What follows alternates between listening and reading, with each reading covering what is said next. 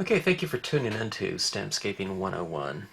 After the last lesson, where I was doing something with a little bit of a layer of these things that represented fireflies, I watched a couple videos on YouTube of fireflies, and there was one. Well, there's several out there, but one of them was a time-lapse photography of fireflies, and I noticed the color of the fireflies, that greenish glow, and I thought that would have been really cool to do the last scene, kind of in a monochromatic background, but to do those fireflies with a green glow. So, anyways, I wanted another crack at it, and I did this scene right here. It's a half-page scene, and I wanted to really I don't know if this is an exaggeration of those fireflies. I mean, if you have one really close to you, it's going to have a larger glow. But changing that, the size of these and having smaller, little glowing orbs farther away in the scene. In relation to the foreground ones, I thought, kind of added to the look of this scene. Changing up to using some the green pigment inks in here and the green gel pens, as well as just the white. I thought added to the overall look of the scene. Using the quote stamp here, "In all things of nature, there is something of the marvelous" by Aristotle. I thought that kind of went, paired nicely with this card, I think. So anyway, it's a very large mat on here, for a half-page scene. But I don't know if I wanted this quote in there. That was the only way to do it. I tried this, here and there, and I just couldn't bear the thought of covering up some of these areas that I really liked in the scene. So anyways, I hope you enjoy the making of this scene and card.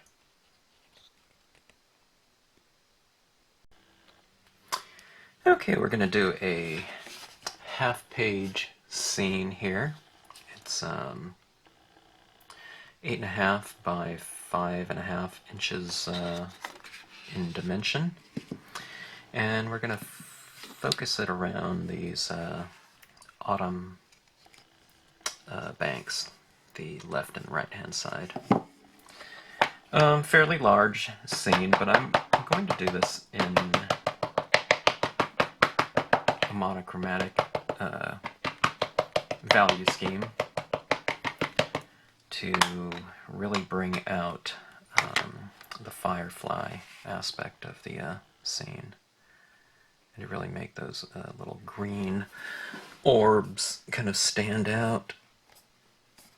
Okay, large stamps. Be sure and apply pressure, especially in the center, not just on the perimeters like this, okay? Okay.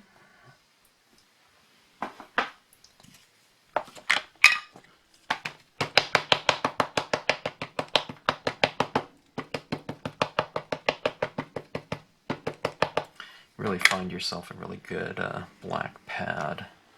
It's one of the essentials. And okay, I'm going to overlap this about 1/8 of an inch or so. But the black pad is one of the essentials, of course, in your rubber stamping repertoire. Sometimes I see some scenes and they're done on white paper like this or something, and kind of the black is more of like a 80% gray tone, and I think sometimes that the scene itself could be enhanced just a little bit more if only their pad was a little bit darker, just so you can get that really crisp, bold impression.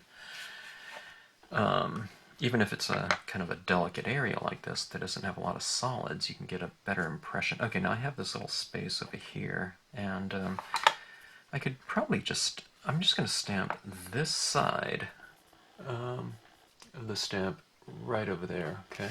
You see that? do the same thing. I'll overlap about, you know, 1/8 of an inch or so. And as you can see, I don't really need to use, you know, like a stamp positioner or something like that. Well, you certainly could, but, you know, I find it's really not necessarily necessary to do that. Okay, so we have our kind of foundation for the scene set up. And let's see here. Let's go in and add some foreground in here. I'm trying to think of, I have pulled out some different grassy areas here. I can make a bank on this side of the water.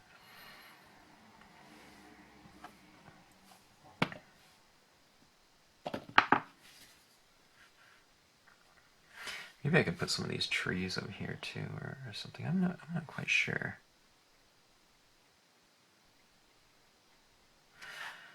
I'll figure it out. Let's see. Let's go with. I'm looking at this side of the bank over here, and there's these little bushy areas. Maybe I'll do that. I can also put a larger tree, but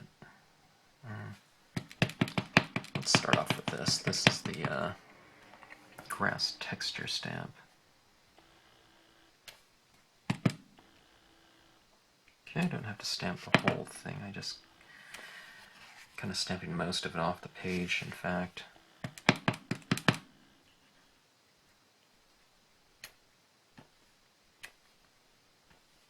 Okay, create a little bit of a bank for the viewer to look into the scene off of, to kind of extend the depth of field with some objects in the foreground like that. I think I'll go in and add some foreground grasses and things of that sort a little bit later.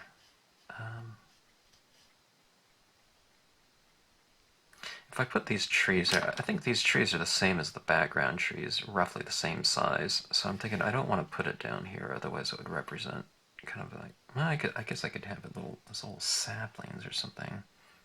Not quite saplings, but, you know, just some smaller trees just by stamping the top of them like that. Maybe I'll do that. I think that looks pretty good. Okay, but I need to mask that off a little bit. And let's see. I need to find some paper towels here. Okay, kind of do your ripped paper towel technique in terms of masking to give a little bit of variation.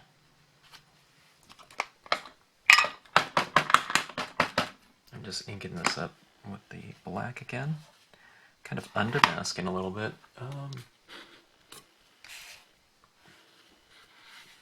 of like that. Okay, have some of that grass showing there. Let's see so you can see a little bit better. Okay, so here's this ripped paper towel. I'm placing it about like so. Okay, don't go all the way up here, otherwise you're gonna stamp that tree out and you pull this away and you might have this big white line in between, so kind of have some of that showing like that. Okay.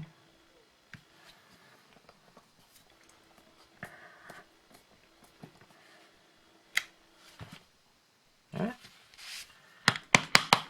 Not too bad. Let's place a couple more along there. How about like that?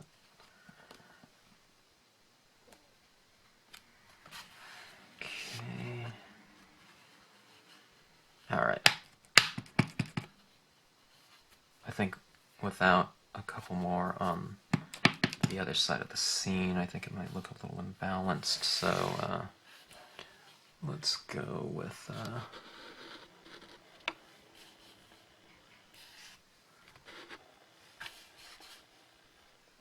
let's mask that side off right there.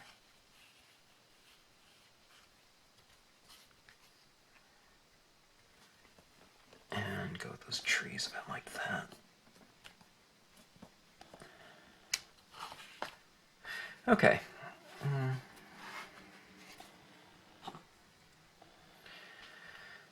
So we have kind of the beginnings of our foreground. I'll expand on the foreground at a later time. Let's see how the toning process goes. I have these little water lilies here, and I'm trying to think if I want to add those in at this point in time. I might not want to. I might want to add those in later. Just so when I apply all this tone in here, it doesn't smear. I'm also trying to figure out what... that's a big open space there. I might want to put in some kind of imagery in there.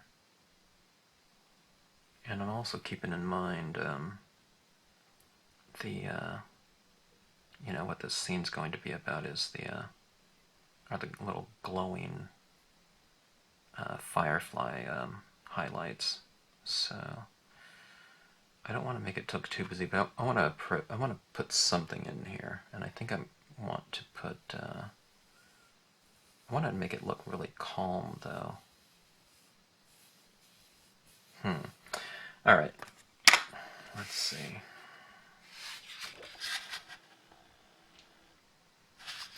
All right, let's just try to put in some tone in here right now. And I don't know, I can always add some imagery later. But let's start off. I'm going to start off with a Memento London fog. So this will be a grayscale, except for the little fireflies. But let's see if I have a clean side. Okay. Mementos are a good primary, you know, foundation ink, because it goes on very smooth and it's a very thick ink. Okay. Now I'm expecting this scene to get pretty dark, but still, you know, it's still good to have some kind of variation in there, just for visual kind of richness to the scene. So keep that in mind, and as in all the scenes that I do, I typically talk about kind of your lighting scheme, so kind of be careful about not toning everything out. Kind of starting off with your lightest color of ink. Is London Fog really light? Well, it's not that light if you apply it like that, but I'm just kind of applying it in a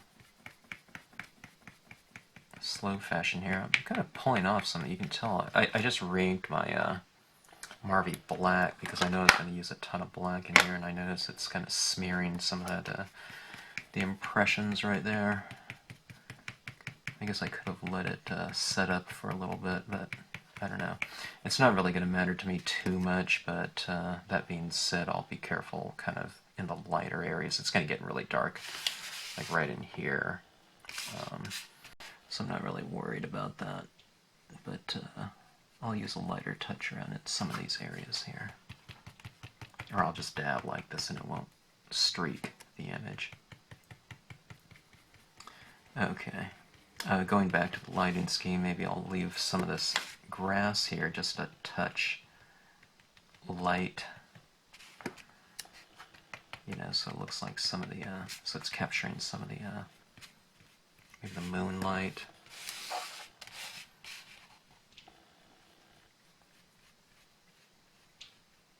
Okay.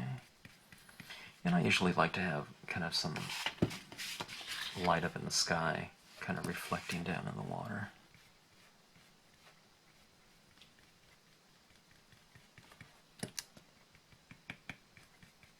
And I'll have some of these trees maybe capturing, reflecting some light as well.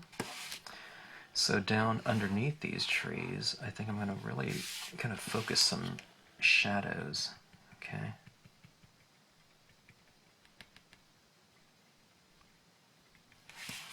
So underneath the trees, placing a lot of tone. I don't want the trees to be too stark white though, so I'll place a little bit of tone on them.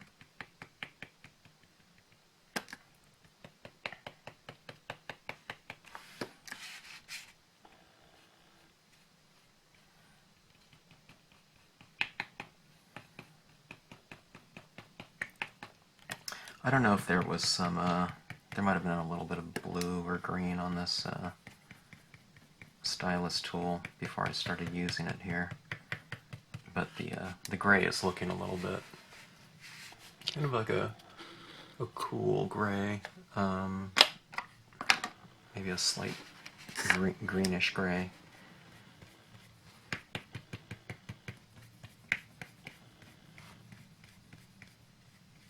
So a little bit of a cool temperature to it, but like I said, I'm not really quite sure if that's the hue or if it's if it was mixing with something that was you know, for the previous time when this was previous, yeah, the previous usage.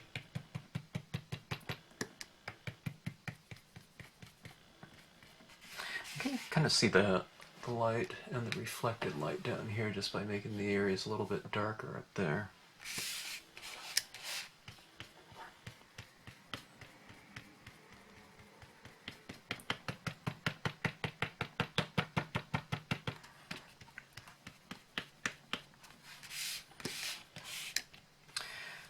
Water is really fun to do in terms of the approach you take with it. In regards to reflections, you know, because the water could be like a mirror for the sky, so whatever colors or textures you have going on up there, you can kind of bring them down here for some nice effect.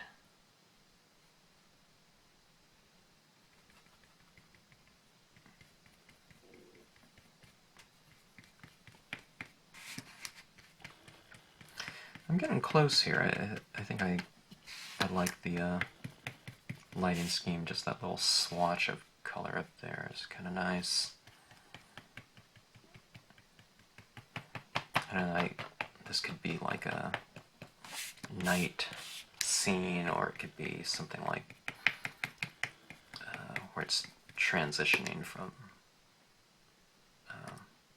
twilight or dusk into night.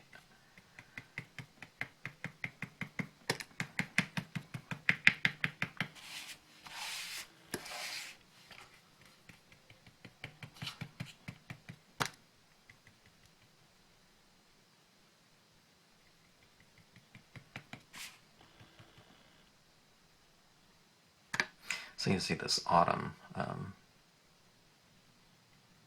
the autumn series, the bank, left and right. You can do them in autumn colors, certainly, but you can also do them for any time of day, and of course that's going to change the appearance.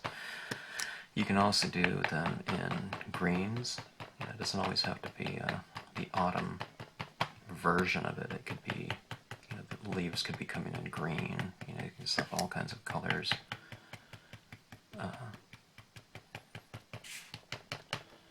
When using them.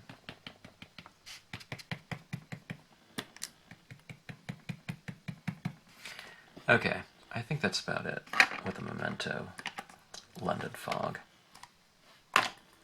Okay, now let's go on with the Marby Black. I have a lot of space to cover again, so I'm going to be kind of careful about that.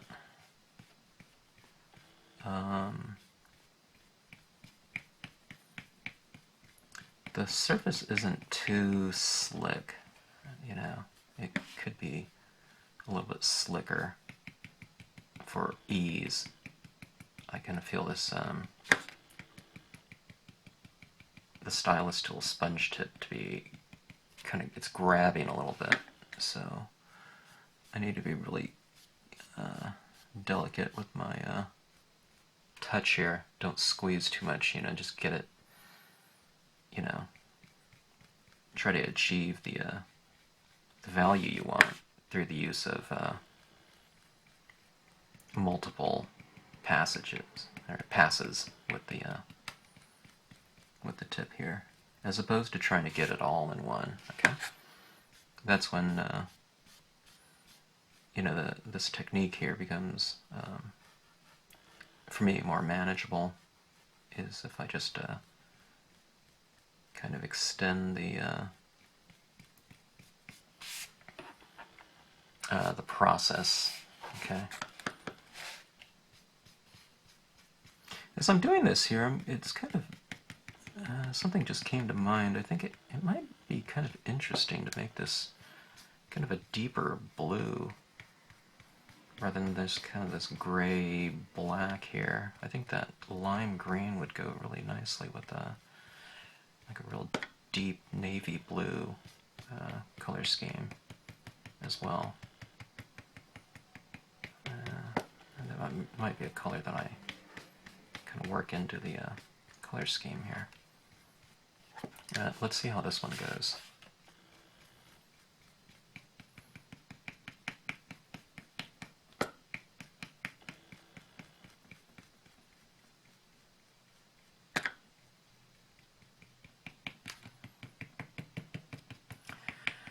Remember to, if you want some of these areas of the shoreline or whatnot to be standing out, remember to just don't tone over those areas with the with your color application method, whatever that might be.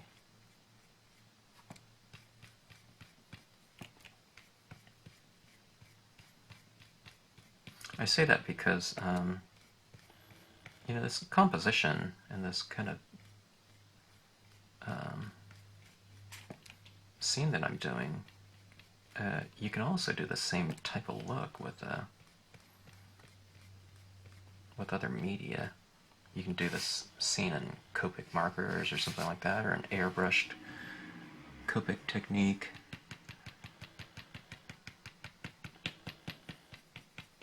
I mean, it'll look different because you're, using different media, but why not,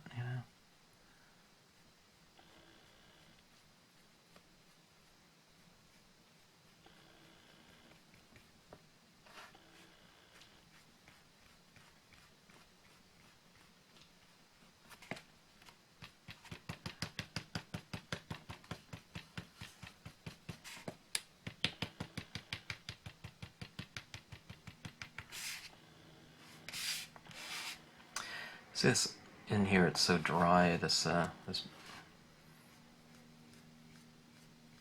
tip here, the sponge tip is kind of catching a little bit. So I have to make really a lot of passes to introduce ink and value into that area.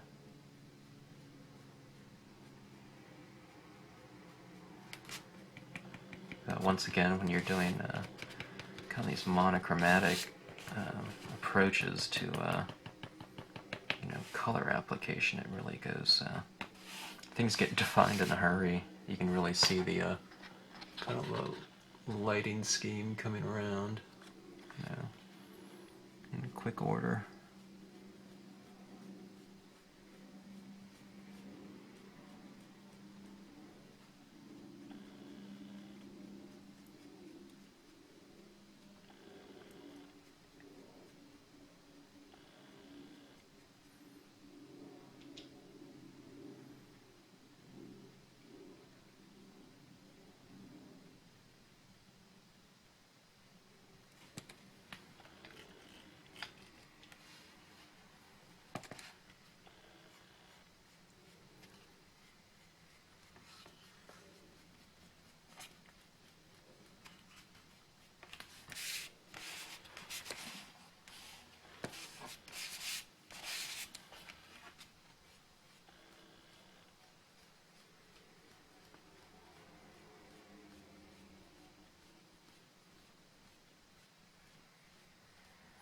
Kind of using the stylus tool at an angle like this, okay?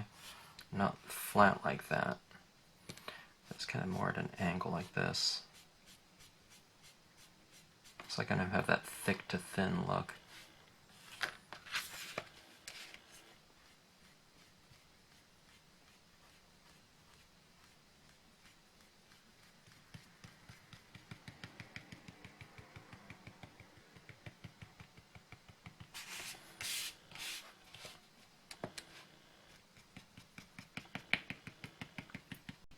Okay, I always like to go kind of darker in my four corners. I don't know, I'd say about 90% of the time I do that, unless a light source or something like that is in one of the corners.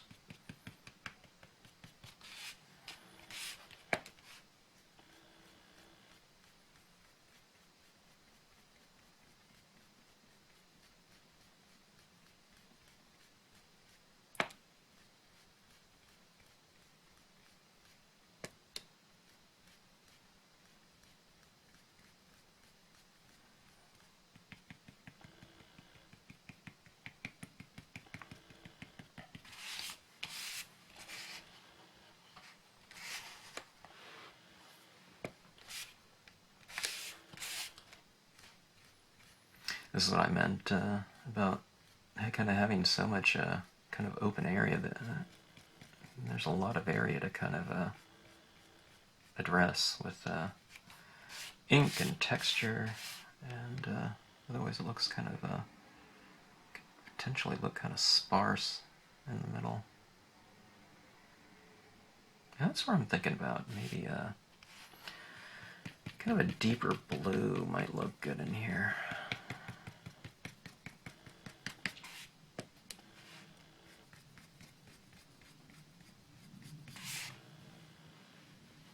Okay, this is looking pretty good in terms of you know, the value scheme, but I just know that if I were to go around and start adding in a bunch of those little kind of firefly effects in here, there's so much light area still that a light dot against a light area is just not going to show up very well. So let's go ahead and go back in with some darker tones here. Tell you what, let me try something here. Let's go with this. Normally I would kind of work it through a transition of tones, blue tones, but since the memento is fairly thick, let's try that. This is a Danube blue. I'm just putting this on the same side of the same tip that I just did in black, okay? So it's going to be some sort of, you know, mixed version of the blue and black on here, on my tip here.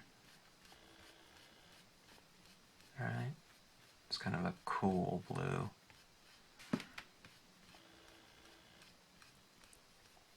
Okay, now what I can feel is I have enough of this page coated, so it's blending fairly easy.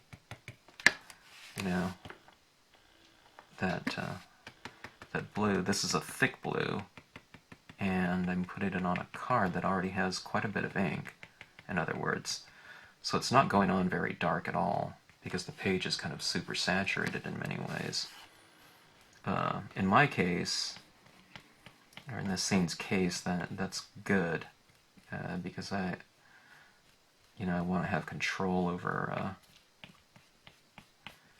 this color, especially because I didn't know what it would look like. So I'd rather it go on slowly than quickly. So it's just a little bit. It's just a little bit cooler in temperature. And like I said, it's not going on as dark as I thought it would. Which, and again, that's fine. I want to kind of, I prefer a controlled application.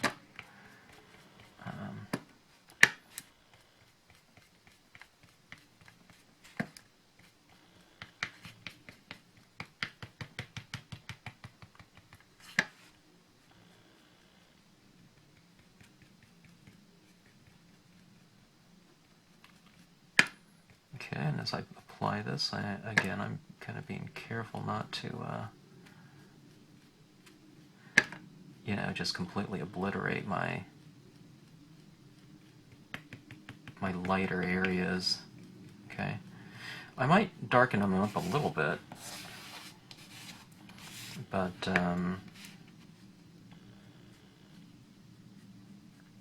not eradicating the, you know, their value,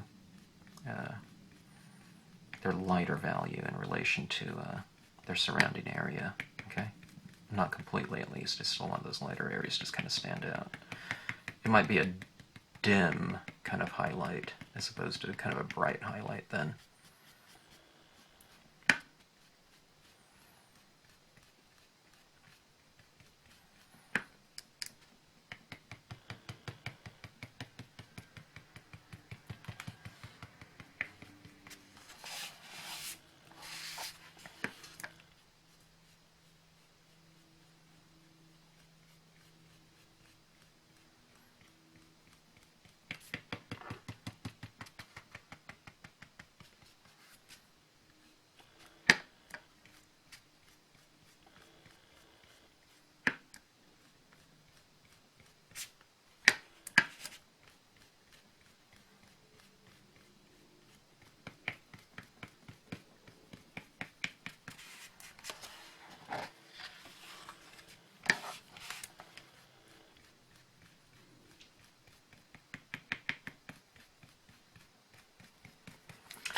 All right.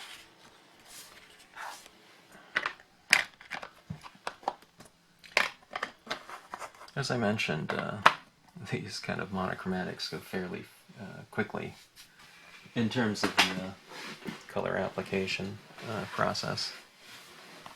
You know, the whole process, you know, it just gets a little bit quicker.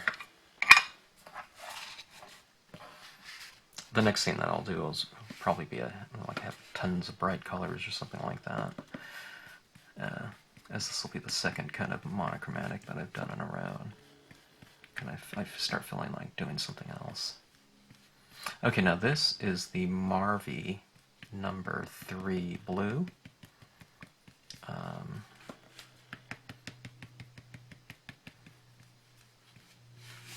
bring in a different variation of blue.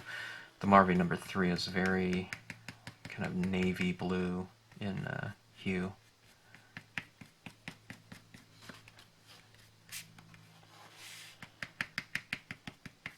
Kind of always start in your darker areas and then incrementally work your way in.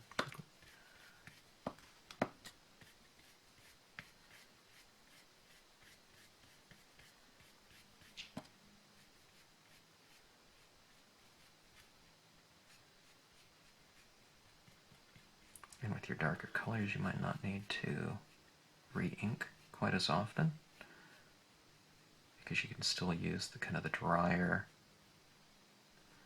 versions of it on your applicators.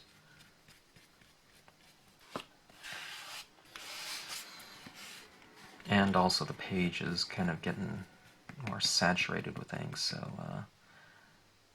the absorption rate is going to be different by the time you get to your darker tones, if you're working from kind of a light to dark process. In this one, I mean, I started off with gray and whatnot, but for the most of the time, you know, you'll be starting with kind of lighter tones and then working into the darker tones.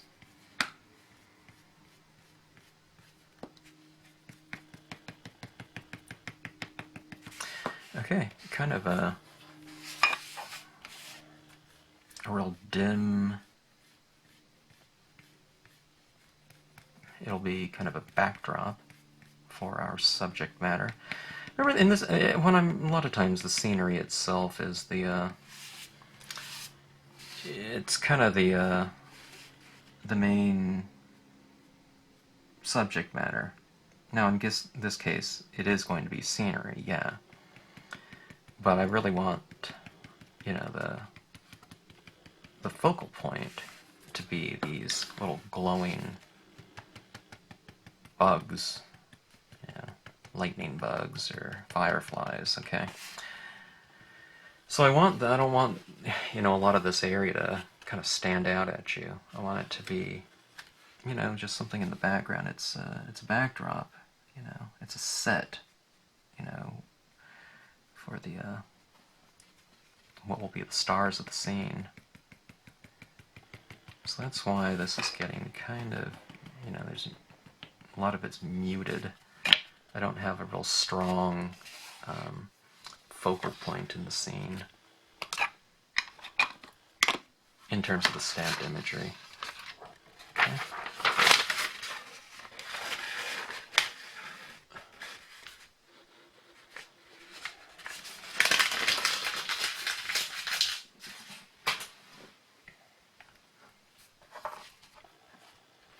Okay, let's go in and put in some additional imagery. Okay, I was talking about this little lily grass stamp. Okay, just so I don't stamp over my foreground grass. Too much, at least. And I'm stamping this in black. Let's see here. Okay.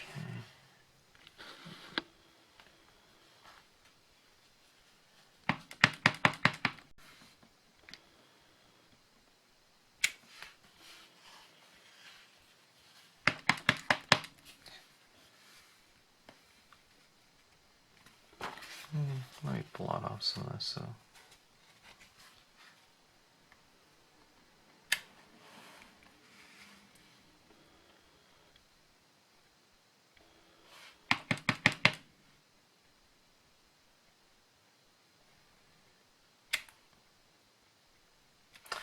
Okay, so a little bit more texture within the water. I don't want to fill up everything in there, okay? I think that's good enough.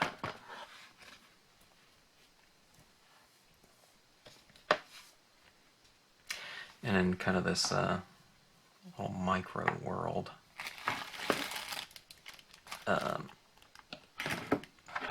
featuring bugs, I'm thinking about using something large like this in the foreground, to kind of put the viewer at a kind of a worm's eye level, by having something so close to you.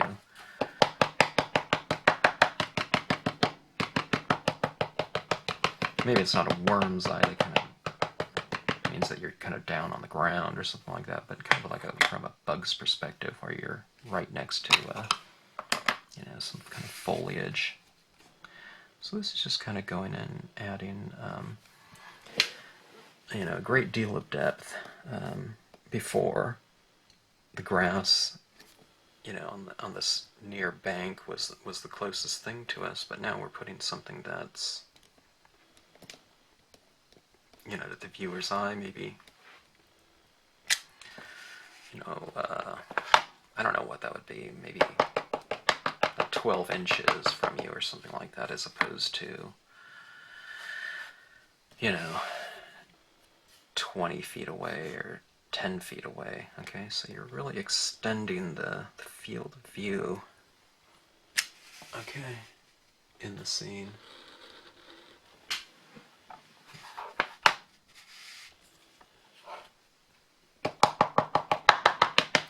It's kind of also giving me an excuse in case I want to do it, in the event that I want to do it, of putting some kind of bugs on these branches. I'm not going to draw a little bug, but it might be kind of a little glowing, sphere of light.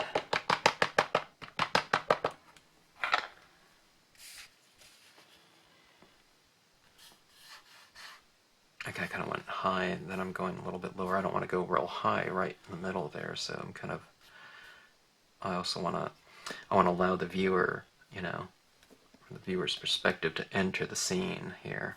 So a lot of times I leave a little bit of a visual entryway into the scene. Okay, see that right there?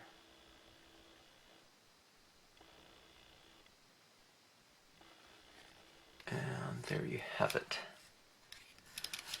Okay, now that is really very moist in terms of the impressions, because I stamped them in a very re-inked black, but also I stamped them, instead of stamping onto a bare piece of paper, I stamped them into a very wet piece of paper, so I really have to allow that to dry before I start, you know, putting my hand on there and start to adding all these little kind of detailed marks. So anyways, I will come back to the scene when those are dry. Okay, we're back. It's probably been about, I'm trying to think here, it's probably been about 5 or 6 hours since I stamped and applied the inks on this card. I didn't need to wait for it to dry that long, but I just got busy doing some other things here. But upon the card drying and setting up, the ink setting up, it occurs to me that I think I want some warmer temperatures. I want to extend the temperature range of this scene, like back here in the trees, especially down here in the grassy area.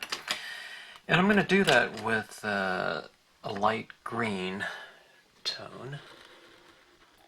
And I'm going to use the seashells, seagrass, and I was trying to remember what the new color for that is in the Adirondack Lights. I think it could be willow, but I'm not exactly sure.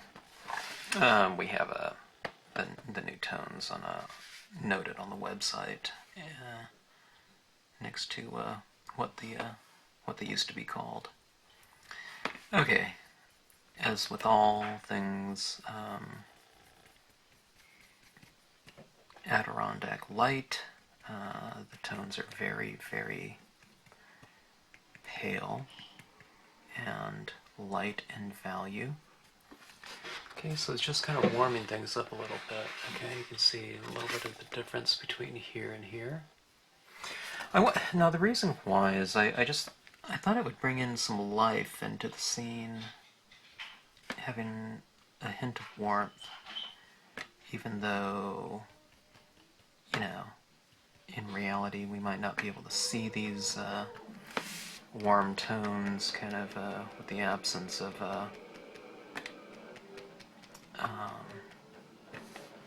daylight, but for the sake of the scene, I think it just looks good having that. Just to makes the scene just a little bit more richer in surface quality. Okay, see, it's already kind of coming back alive. Yeah, right there. And the wet ink is kind of standing out as well. Now remember, if you've seen the other videos where, you know, I talk about the spray fixatives, you can always spray your card and it'll really revive everything in terms of the saturation and depth of color that you see when you have wet inks. So anyways, you can see going back and adding some of this lighter tone right over some of the darker tone, it is you know, kind of saturating things a little bit more and making it a little bit more dimensional. Okay, but you can always get that look again just by spraying your scenes after you're done. Okay, that looks to me like a little bit of a nicer setting too, now, just having that little bit of warmth in the scene. Oh, maybe I'll run some of this into the water too, just having some of the colors of the the surrounding area reflected in the water itself.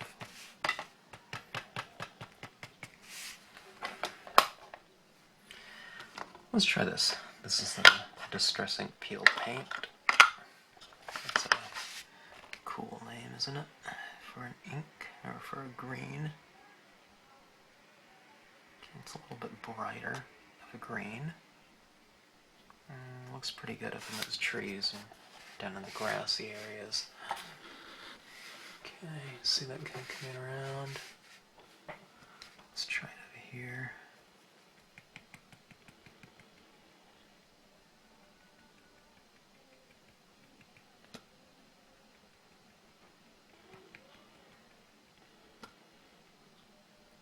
Just it looks, to me, it looks more kind of lively now. It's a better setting for life, you know, which is, I always see those little bugs flying around, and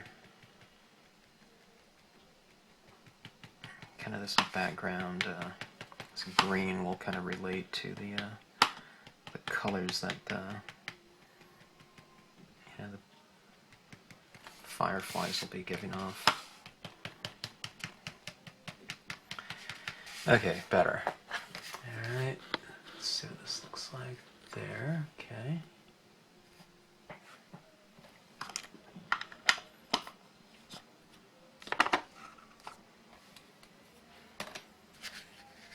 Okay, is it time for some fun? I think so. Trying to think if I want anything else in here, if I want to have like an overhanging limb or something like that. Maybe not. I'll tell you what though, let me darken the edges a little bit more, just to kind of frame things off. 4 corners going straight black. Now, I did use black before in the entire toning process, but this is just going with black ink on you know, a dry surface now, so I have a feeling that I'll be able to achieve a darker value of that black, being that the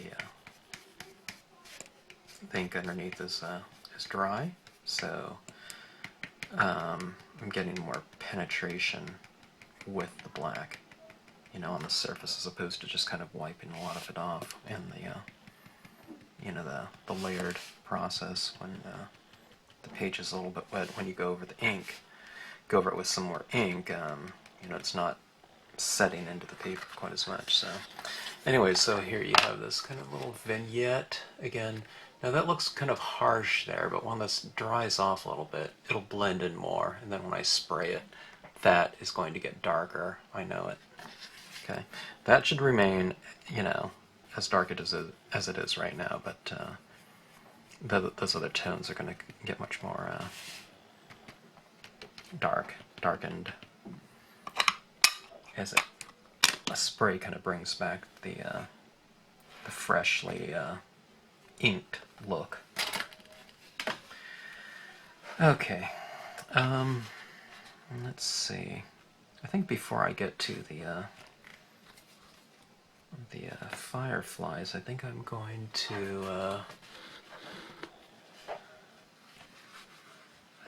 to work on my highlighting, you know, just like I normally do. Let's do that with my gel pen. The place to start approaching this highlighting are in the lighter areas. Okay, and you know, they're probably in nature. You know, if you have this type of setting and lighting, you probably wouldn't get too many highlights showing on anything. But you know, this isn't like stamping a scene out. Isn't like trying to achieve you know, what a photograph can do better. What you're doing is you're just kind of creating a world unto itself, you know, where only that exists, much like a stage or something like of that sort.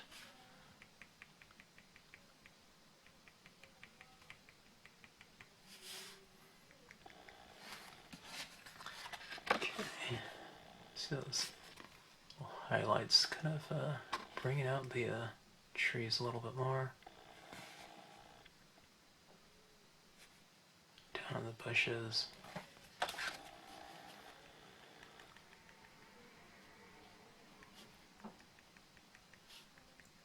Kind of introducing this texture to the firefly effects. It'll kind of blend in with the scene a little bit more in a textural sense.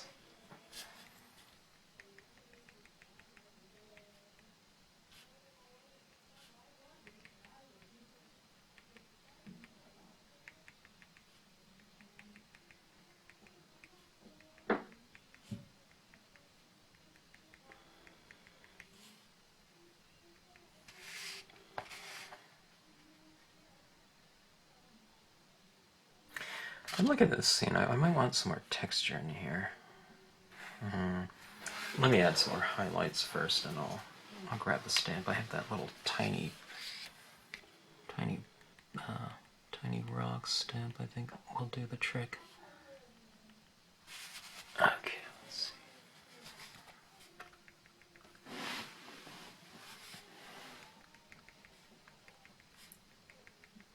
This is also why we don't darken everything out.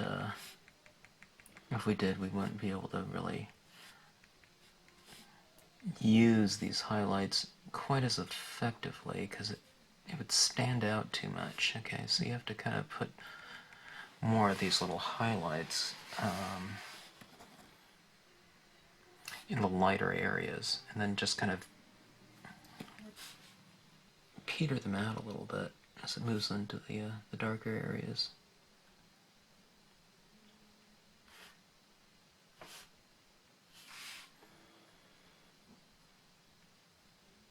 Okay, now what I meant by that is this is a little bank that's kind of light, and then as it transitions into the darkness, I kind of space the little dots out a little bit farther. So this right here, a few more dots, and then as it moves into the darkness, there's less. Okay, same thing over here. More highlights. Dots are a little bit more spaced out. Okay.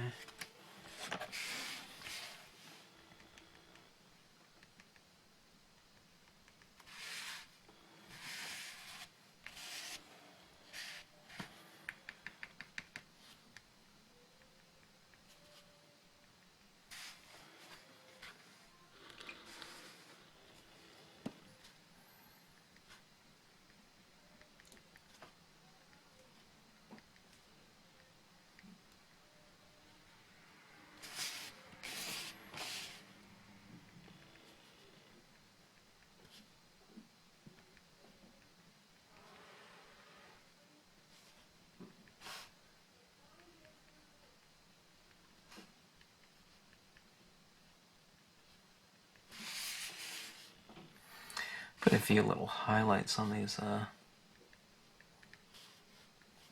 foreground branches. Get them to stand out from the background a little bit. Or, in some cases, a lot. They really start to kind of pop out a little bit more. Like when you put that on there. See that right there in the background? See how those whole dots on those branches kind of spread out a little bit. See, kind of how they're varied. I have them a little clustered in some areas it's just a dot. You know, a little bit more. That's better than just evenly dots just placed everywhere. See, it's kind of how it's irregular, like that. Maybe a few more dots on the branches over here. Then over here, where it's kind of in the background, it's a little bit darker. Okay. So anyways, that's what I'm doing here.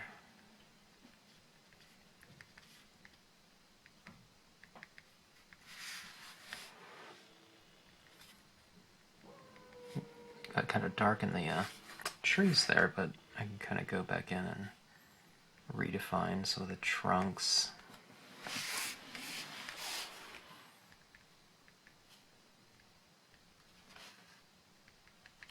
I love details, so this is, for me, this is really fun, adding in these little types of flourishes. I think just dimensionally it kind of helps to bring out objects, a two-dimensional object, and kind of making it look a little bit more three-dimensional.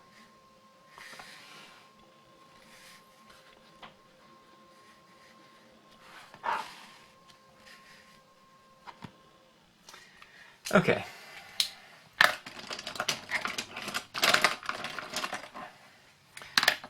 I watched this video on fireflies after I did that last scene, and it occurred to me that, I mean, like I said in that video, I hadn't really seen fireflies before. I'd seen them in different photographs and things like that flying around, but it occurred to me that I really needed to do that glow in a, you know, a green. I mean, can you imagine that last scene where I did it, you know, this old glowing orbs where it was like a black and white photograph or something like that, but it occurred to me, you know what, I should have done it like a black monochromatic background and just done this old glowing orbs in green. But anyways, okay, I've tried some of these different gel pens here. This one's a Uniball broad tip. It says waterproof. That's interesting. Uniball Signo pens here. Trying to figure out which one of these is lighter. This one's more of a yellow-green. Maybe I'll use them both. But they're not as light. Let me try it here. They're not as light as I'd like it to be. Okay. This green over the back of, over a black background is a little bit too dark. I can't really see it. So what I think I'm going to do is I'm going to do a white one like this and go over these white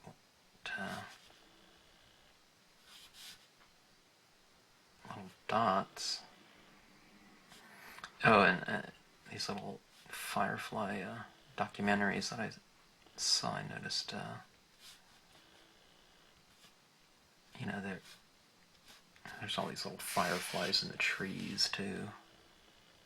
So I'm going to try to position some of them, you know, sitting in the trees or in the bushes or on branches or something like that as well. Okay, but I'm going to do this in white, then I'm going to go over them with a little dot, I think, of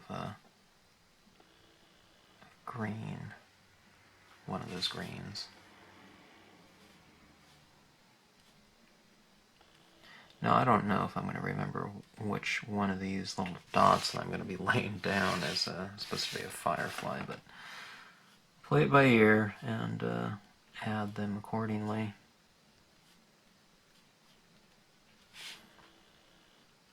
Yeah, so I want to get a little bit more bold with the this kind of idea, in that if I was adding some of this, some of these bugs, maybe in the foreground I'll have like a much larger one just kind of glowing there. Something like this. I'll just kind of squiggle this really large dot right there. I mean, that's it's pretty big. It's just as big as anything I ever do.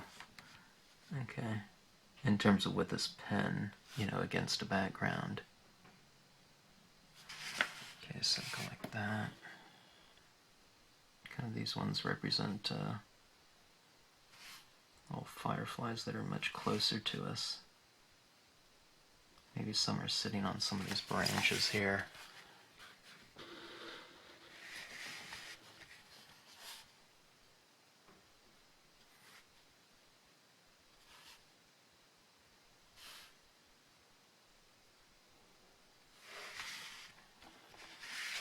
Okay.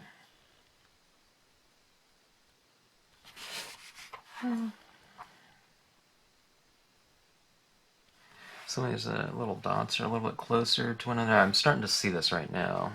Some of these are too evenly spaced. Okay, so I'm going to try and put a couple that are fairly close to each other, just, you know, to create some variation. Okay.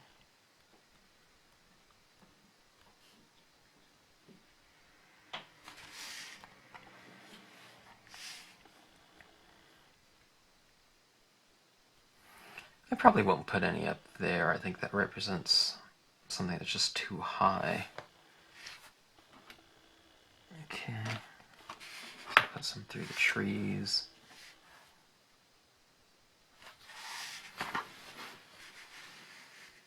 Okay.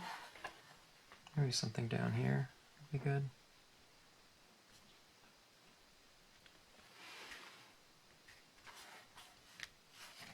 Let's see, that's a little bit of glare there. That's what that looks like. So maybe I could use one right around in here, maybe. Let's make one that's really close to our eye, our vantage point. I guess if we see bushes that close, then, you know, in theory, we're going to be fairly close to the, you know, the bug that's kind of flying around it, in it or around it. Okay, here's the light green. This is called UM10007 in parentheses, and it says light green. Maybe the code 07 is a light green color, I'm not sure. Okay, so on some of these, gotta try to add this green without kind of scratching off completely the white that I just put down.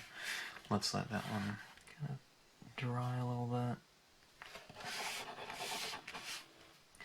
Let's see what type of pigments I have. Let's see if I have a light green on me.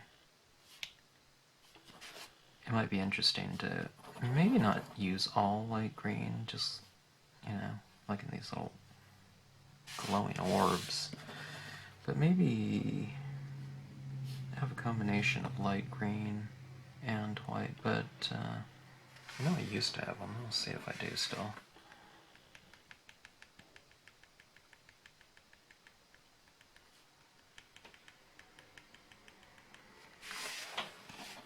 Adding some highlights in green to some of these bushes.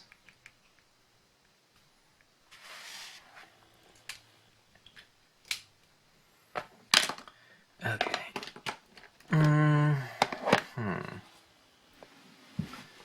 Let me see if I have a light green pigment ink.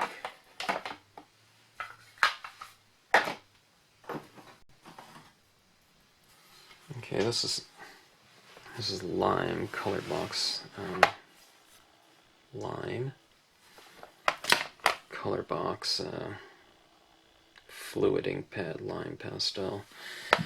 We'll see if that works. I haven't used this pad in, I don't know, a really long time, so this could be just completely dry. We'll see. Nope. It is quite juicy. I don't think I've opened this pad in, I don't know how long it's been. Might be, I don't know, 7 years maybe. You can even see the pad itself. If that was once white, it's kind of yellowing a little bit. I don't know, maybe that was, I don't think that was the color of it. I think it was white. But hey, you know, it looks like the ink works just fine. Let's see what this looks like. I don't know how this is even going to look on here. I might just go with the, need to go with the straight white.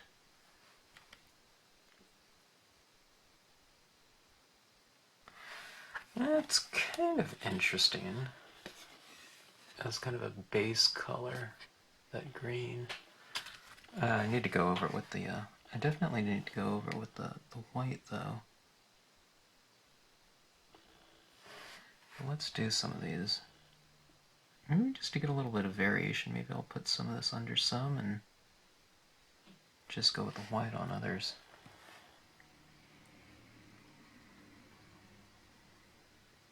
Yeah, so the green and white on some and just the plain white. Okay.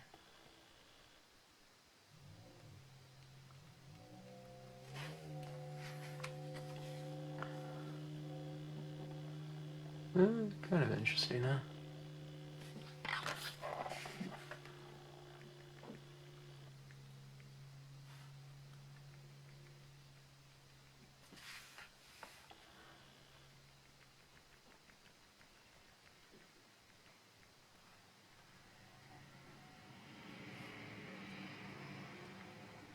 I'm adding more more of this because I think I like what I see.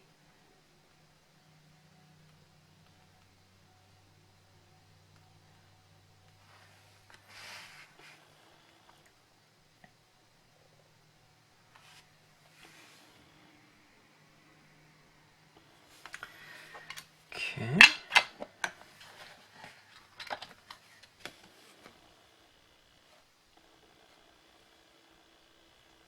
A little bit more interesting, I think, as far as a firefly statement than the last card.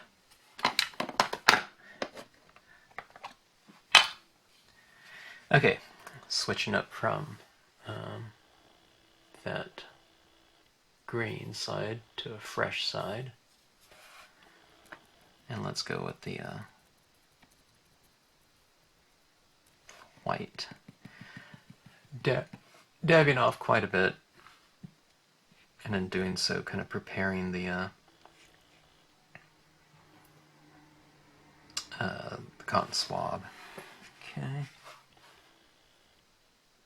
If you want it to go on kind of soft and feathery, then you have to make the tip that same way. Okay, let's give it a try.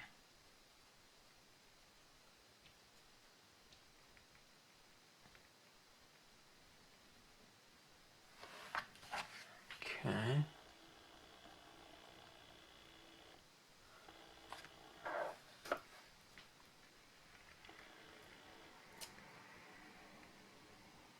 I like it, but I think it's it's going on a little bit thick.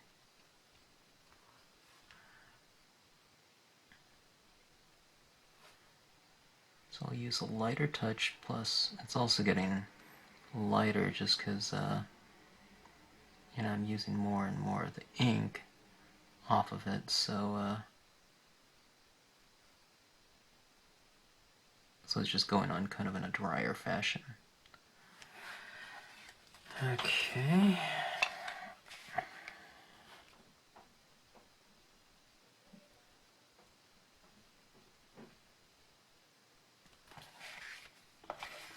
Some kind of nice glow working in there.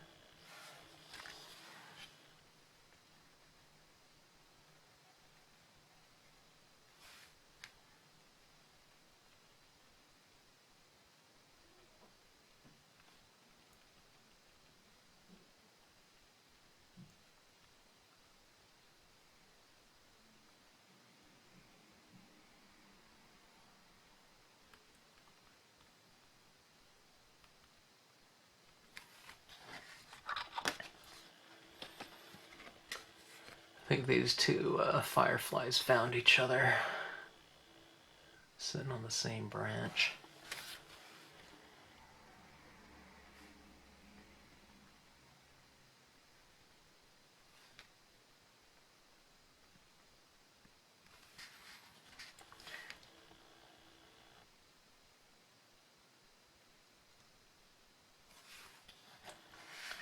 Okay, let's go for the background. The background, little glowing areas.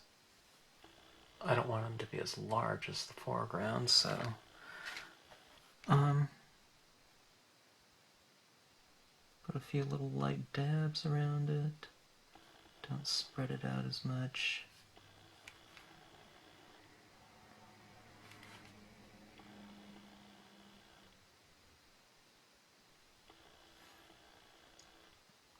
When you're doing this, you don't need to re-ink your tip quite as often.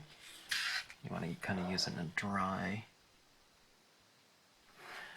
kind of in a dry application. So you have a lot of control. You want all these little blobs of white paint anywhere. Okay.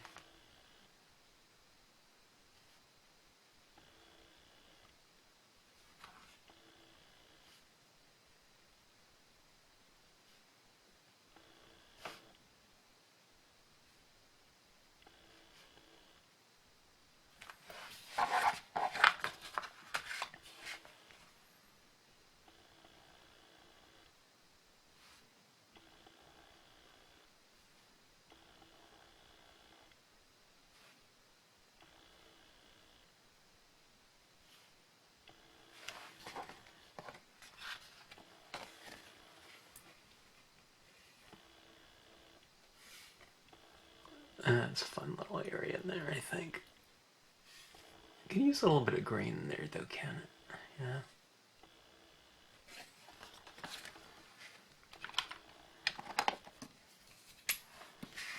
Let's put a few little green dots in there. Kind of differentiate them a little bit from the highlights as well. Okay, this one can use a little green as well.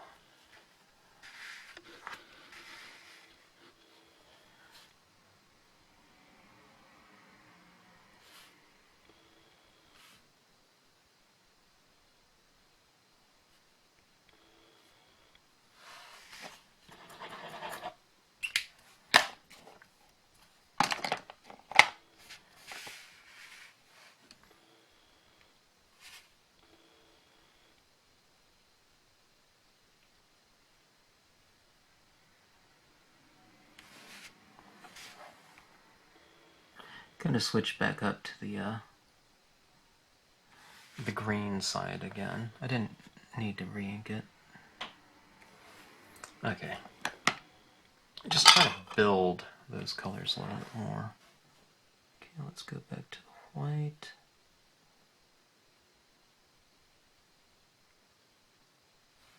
Kind of blend that out a little bit.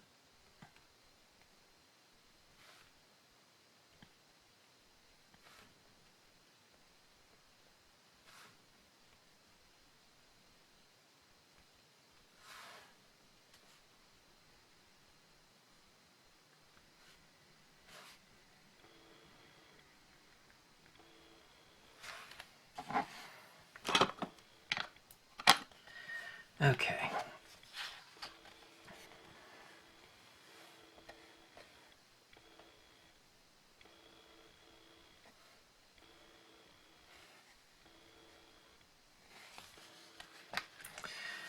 Alright, I think I'm going to spray this, and then I want to add one of the scenic sentiments. I was looking at one of the scenic sentiment sheets, and I think this, in all things of nature, there's something of the marvelous, and that's by Aristotle. I thought that would kind of go nicely in this scene.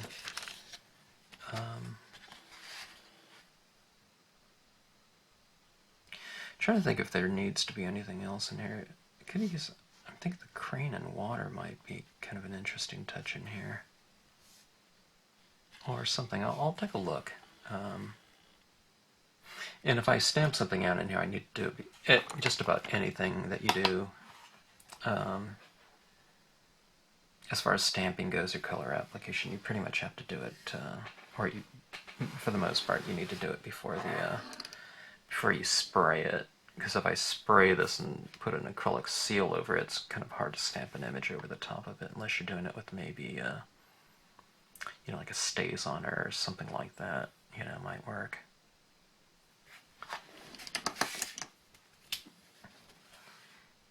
There's a little rock over here. I'm going to put a few little highlights on that.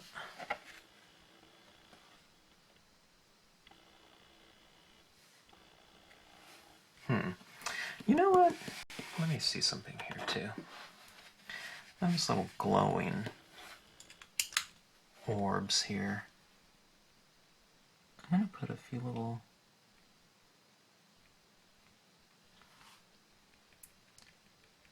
tiny little dots around some of them. Let's see, I don't know if you'll be able to see that. Kind of like in here, I put a few little dots around that center orb, and same thing down here. I was just looking too. Okay, I kind of forgot what I was saying. My battery on the camera just ran out. But I think I was talking about some of these dots being just all soft, so I thought I was by putting I feel these little highlights kind of within that glowing area. I think that might kind of add a little bit of a whimsical element to those orbs.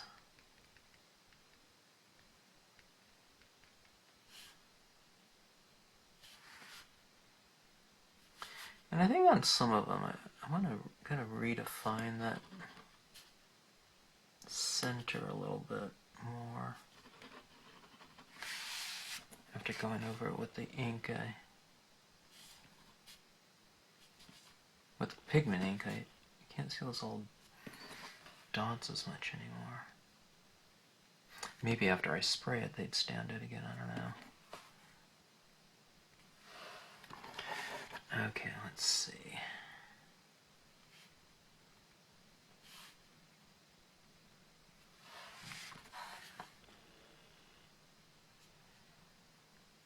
I'm going in here and I'm adding some of these larger little spheres. After I put tone over all of them, I kind of miss that large dot as a texture.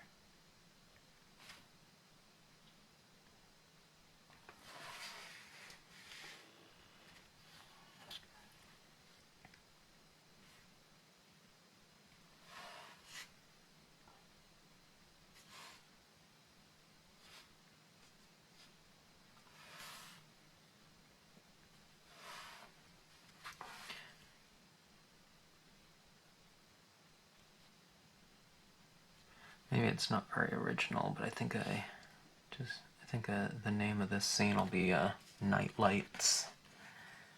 I'm sure it's been used before in regards to, or in reference to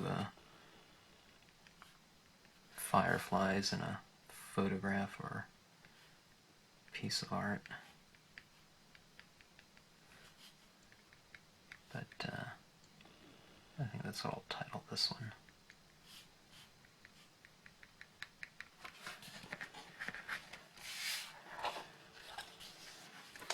Okay. Oh. Now I just remembered what I was thinking about doing. Possibly adding something in here. Okay, let me see. There's that glare. Here's without the glare.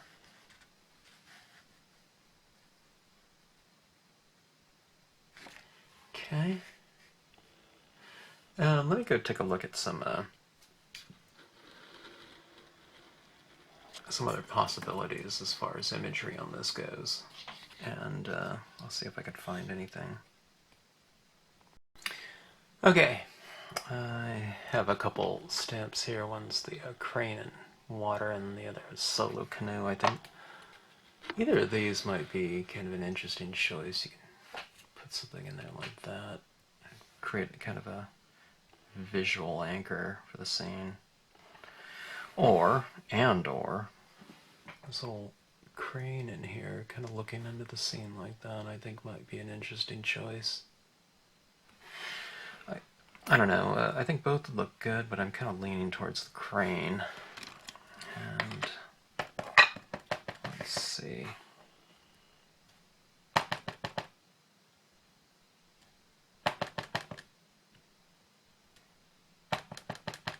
This is a brand new stamp, so I'm doing some practice impressions here.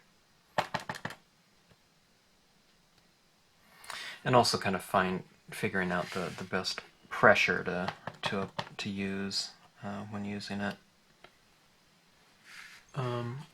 Oh, sorry. Here's what I'm doing right here. See that? I'm trying to figure out where to put the pressure. I'm going to put the pressure down here. You don't want to put the pressure too much on the head, otherwise it it looks like that. It smashes down. Yeah.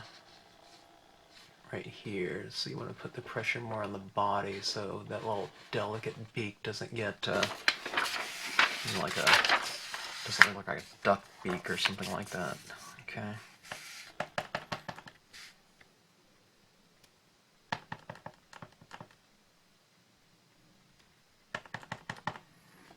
Okay.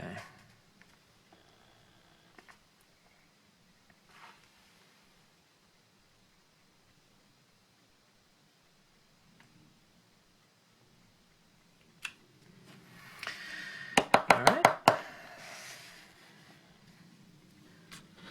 I think it looks kind of interesting in there. It's like you're creating a spectator, within the scene. You have, except instead of a person, it's a creature, looking into the scene. Okay, now, another thing that I was thinking about doing was, we have these little glowing orbs, and I think I'm going to create yet another layer of imagery in there. And I'll do it with just something like this little grass, and if I can, I want a couple of these blades to kind of go in front of some of those little glowing orbs, so that we're sandwiching in this kind of glowing orb in between. Here's some foreground. Well, the foreground's like this, and I have this glowing orb here.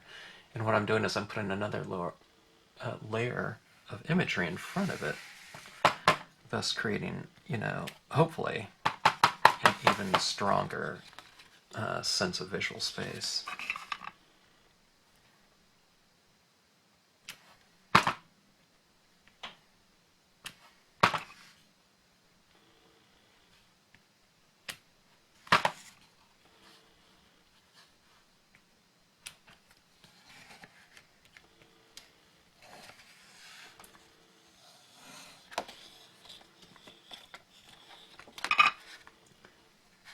Okay, let's see how that looks there. I'm trying to get that glare out of there. Okay. All right.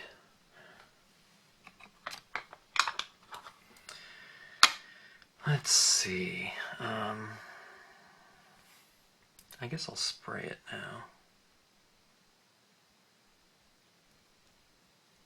I'm trying to think if I should do the quote first, though. Or if I need anything else. I'm kind of looking around this in terms of balance. I'm looking up in the sky. Trying to figure out if we need anything else up there. I don't think so. There's a little bit of I want to take that highlight out, kind of in back of the bird. It's kind of distracting. As tiny as it was. Okay.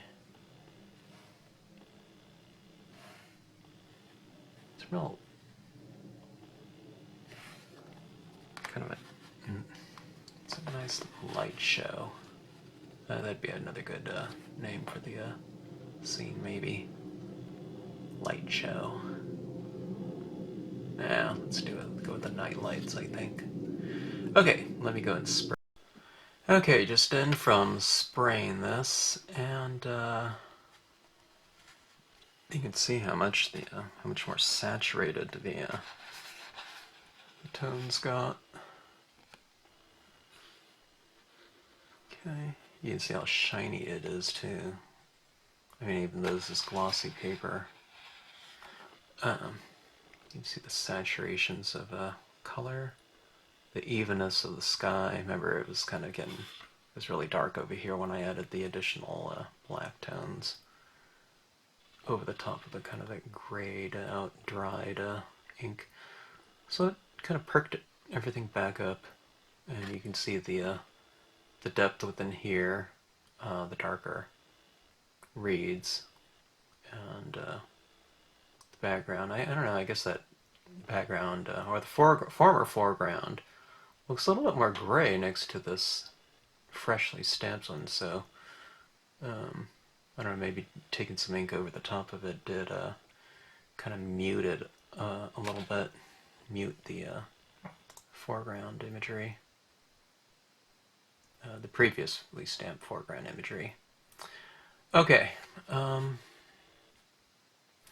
let's see, let me get to work on that quote. Oh, by the way, I sprayed the scene with the Krylon UV resistant clear acrylic coating, and these triggers on here work really nicely, you know, to spray things. I don't know, just for some reason it seems to spray more evenly, even though all it does is pull the trigger and spray it. But I don't know, maybe you're even instead of holding this down and spraying it like that, I just kind of hold it like this, and I'm able to get a much more even coat, I feel.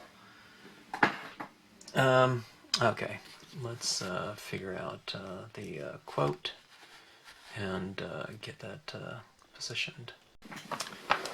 Okay, this is Scenic Sentiment sheet number 1.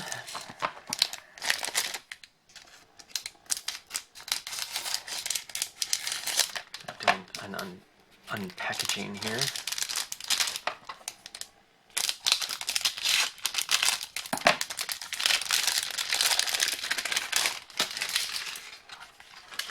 This is the cling foam version of this set.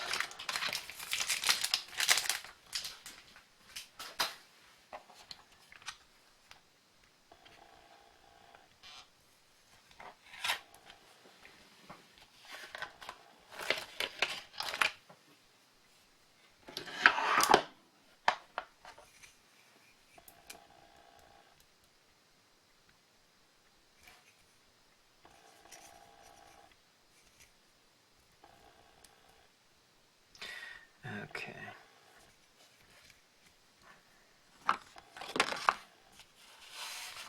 Let's see here.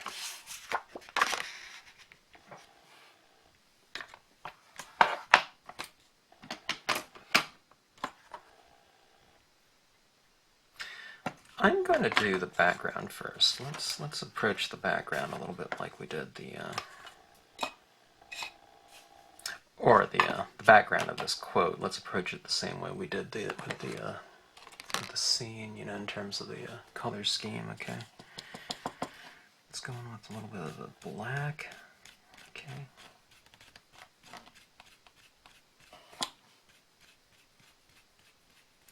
Actually, I should cut this out first. Cut it out to size, but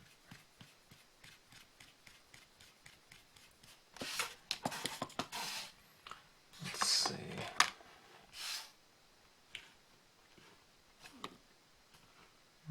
It's going to be a little bit smaller than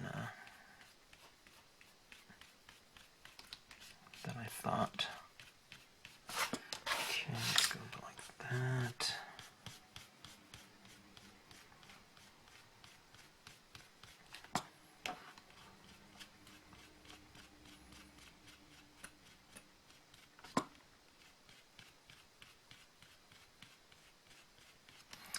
All right. What other color did we use? Let's go with the. I think I already put away my. I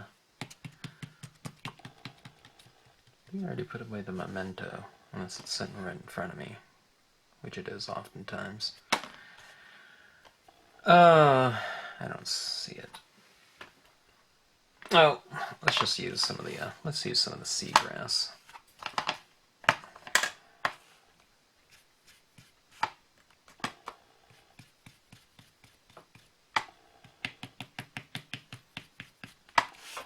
kind of a greenish tinge.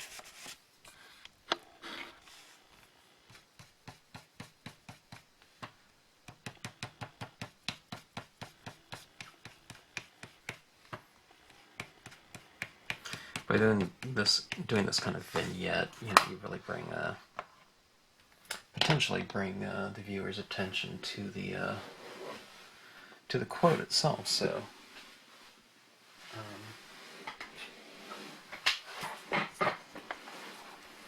we're just kind of reiterating this idea of having your various different elements within a scene standing out. Okay, this is going back to the Memento blue, Danube blue.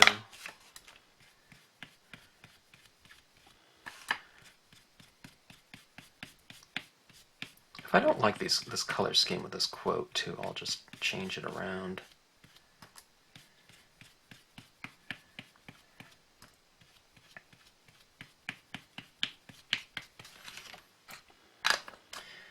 Okay, let me do some measurements here. I should do this off camera, but let me just leave it running. This is what made that video a couple videos ago so long, is I kind of left everything in there. Okay, let me see here. Okay, I think I'm going to cut off about a 1/4 inch there and a 1/4 inch here. And then we'll make the quote about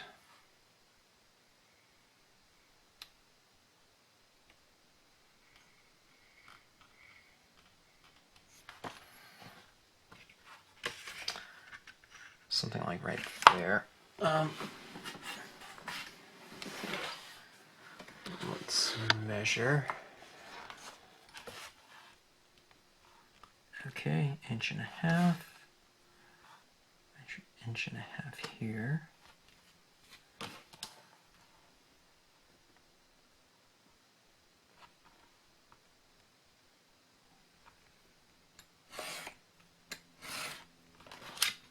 Okay, and I'm taking off a little bit off both sides.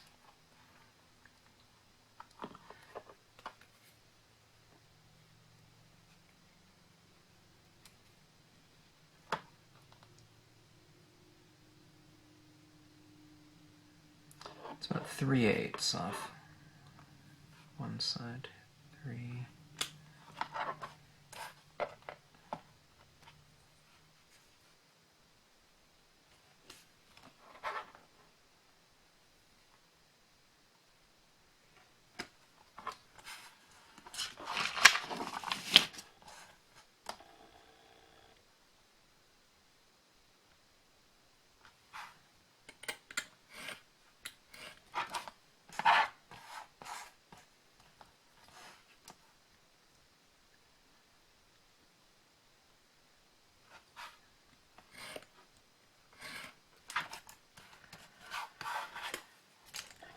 Here's our background for the quote. I lost a little bit of my vignette by taking off so much of it.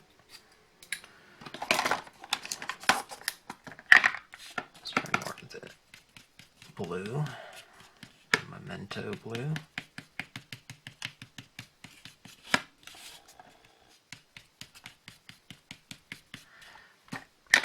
And then let's go back and frame this off a little bit more.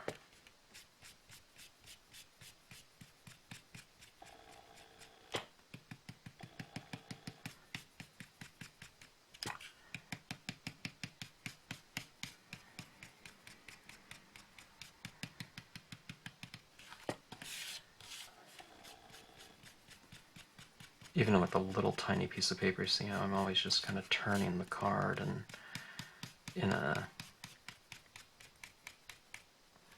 at an angle that's nice and ergonomic for my hand, like that.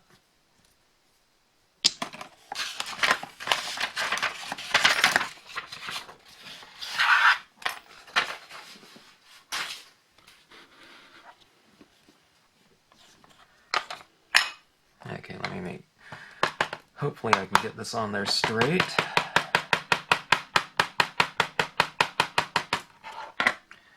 Check for registration of this, just kind of eyeballing it.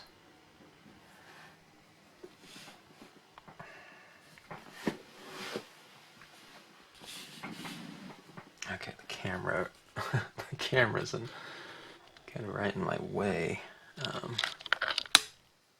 Let me see. Okay.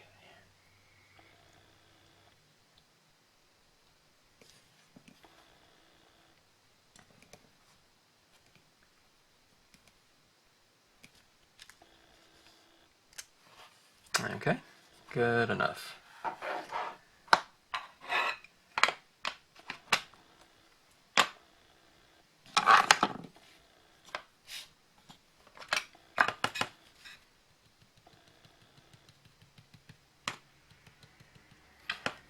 A little bit of stronger vignette around it.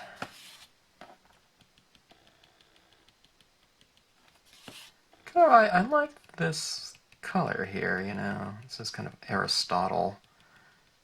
It has kind of a aged kind of, I don't know, marble kind of look to it. I don't know.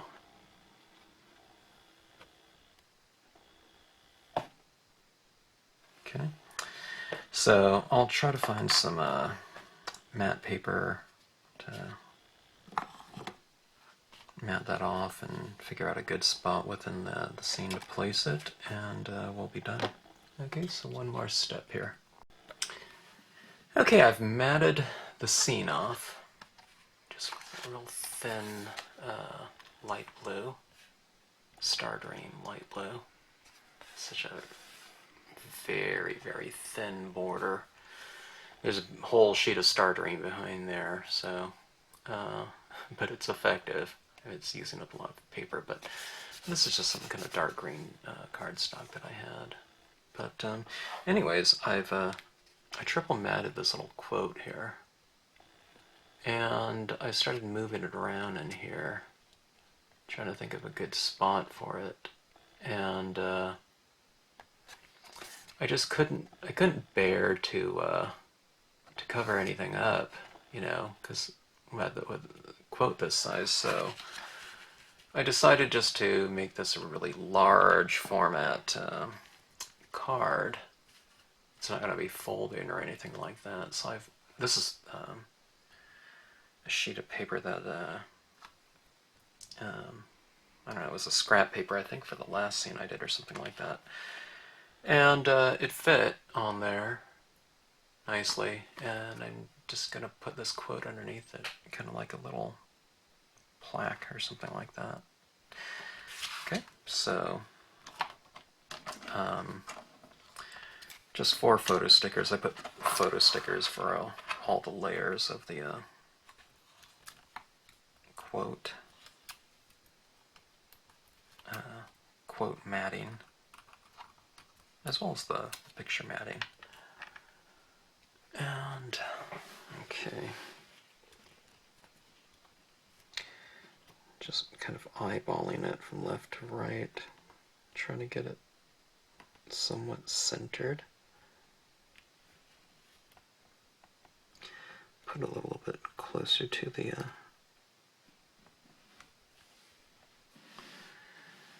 see, does that look centered to you? It's about 3 3/16. No, it needs to move over quite a bit. These photo stickers are really sticky. Okay, so that was 3, so I need to move it over about 3 2/16. Yeah, roughly about. Okay, maybe I better measure. Yeah, 3 2/16. Or 1/8.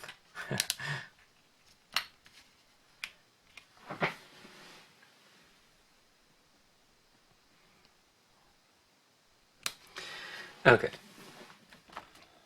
So, There we have it. Final result on a large format piece, of course. Never done one this size in terms of the framing and all that, but I don't know, I thought it looked pretty good in this kind of format with this down here and this above. As far as little details go, kind of fun little whimsical lights representing those fireflies in there. A lot of little details in here. I like the layering of some of this grasses in front of some of these little orbs. Like that, you know.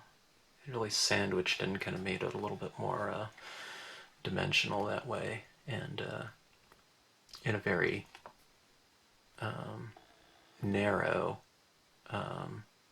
spatial area, it really added some kind of layering in there. It's very subtle in terms of, you know, just having a little thin blade of grass in front of there, but I don't know, I think it adds to the illusion of a kind of a three-dimensional area on a two-dimensional space right here. So anyways, hope you enjoyed the scene, and thank you for watching.